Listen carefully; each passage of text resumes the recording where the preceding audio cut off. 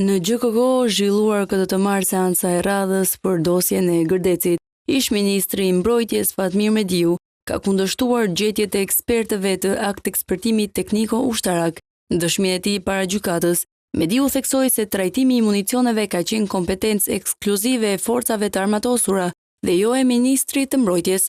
Ai sqaroi se çdo vendim i qeverisë shoqërohej fillimisht me një urdhër të ministrit të mbrojtjes dhe më pas me një urdhër ose udhëzim nga shefi i shtabit të përgjithshëm të forcave të armatosura, duke theksuar se kështu funksiononte Ministria e Mbrojtjes.